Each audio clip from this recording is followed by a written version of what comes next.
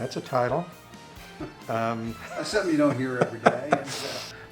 Animals on the Roof actually came from a fill drum beat, and it came from a Phil title, and I'm not sure where that came from. I remember we were on Cruise to the Edge, and Phil came to me and said, I got this title, Animals on the Roof, do you think, I said, okay, I have no idea. But then he sent me this drum beat there's this weird syncopated drum beat in the verse that feels like an odd meter, but actually isn't. And it just, immediately I had something. It's got this strange bit of phrasing, and immediately I came up with this bass line.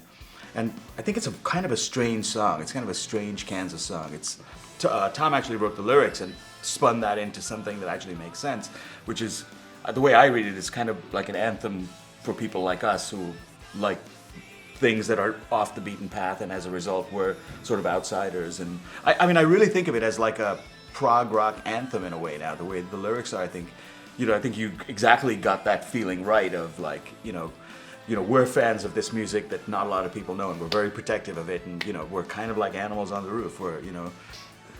It's just a title I came up with. Phil came to me with that title, and he remarked about how he and Richard had been playing together since high school days. Oh, I didn't know that. Yeah, and that they kind of stood out, and that people didn't know what to make of them sometimes, because here there were these rock and roll people over here, and he said it was like, imagine if you drove by a house and you saw animals on the roof, like what would that make you feel? What would that make you think? You would say, that's really odd, that's out of place. And I kind of took it and ran with it to sort of represent, like people who kind of go to their own, the beat of their own drummer, and they take their own path through life, no matter what the masses might be saying.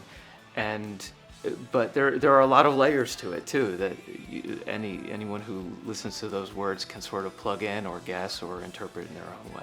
Even looking back when we were in high school or whatever, were we ever part of the in crowd? Were we ever part of, or were we just always separate? And what has that done for us as a band or musicians, that Kansas is still separate from so many other different bands of its kind? And Animals on the Roof is just a colloquialism for being different. It's an intricate song, but the verse, I like how straight ahead the verse is, and how that's flowing one of my melody favorite lines. Ronnie vocals. It's like straight ahead. Yeah, it's actually my favorite vocal on everything so far. It just came out so nice.